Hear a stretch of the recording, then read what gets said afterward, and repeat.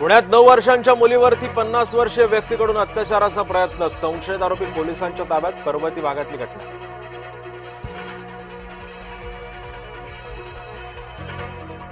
मुंबईकरांनो, पाणी जपून वापरा. आज अनेक भागामध्ये पाणी पुरवठा बंद, काही भागामध्ये पाणी पुरवठा कमी दाबानं होणार.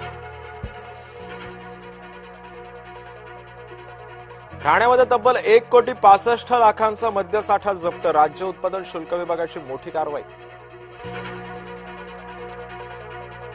निवडणूक निकालानंतरही ममता पद सोडणार, पश्चिम बंगालमध्ये घटनात्मक पेच निर्माण होण्याची शक्यता.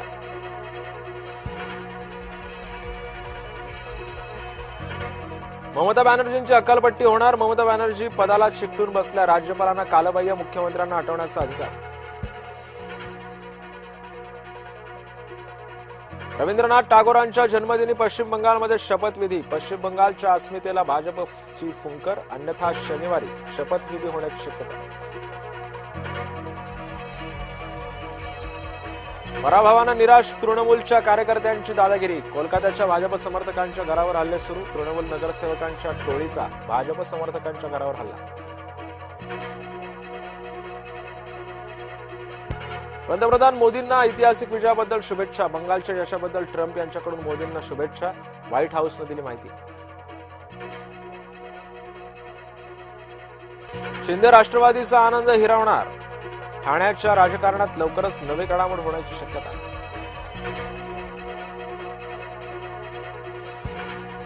मुलाच्या गुणपत्रिकेमध्ये खाडाखोड, बापानं घेतला मुलीचा जीव, दौंड तालुक्यातला धक्कादायक प्रकार.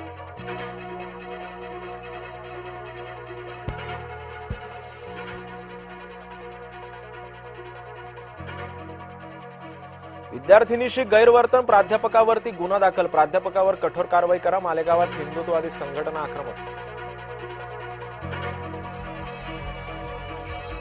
बोंधू अशोक घरातला 9 मे पर्यंत पोलीस कोठडी, शिर्डीतील जमीन खरेदी अवैध सावकारी प्रकरणी खराची पत्नी कल्पनाचा शोध अजूनही सुरूच, कल्पना अजूनही बेपत्ताच.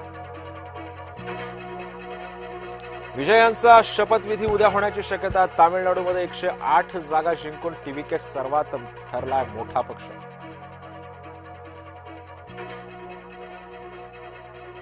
केरळमध्ये मुख्यमंत्री पदासाठी चुरस, काँग्रेसतर्फे सतीशन चेन्निथला, वेणुगोपाल यांची नावं चर्चेत.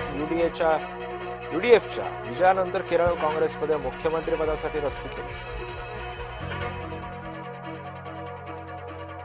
विमान कंपन्या उद्योगांना सरकारचा मदतीचा हात, सूक्ष्म लघु आणि मध्यम उद्योगासहित विमान कंपन्यांनाही 18,000 कोटींचा पतनामा जाहीर.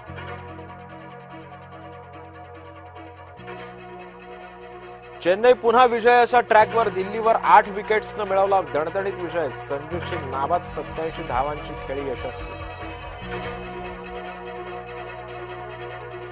आज 2 टॉपच्या टीममध्ये हाय व्होल्टेज सामना, हैदराबाद समोर पंजाबचं आव्हान.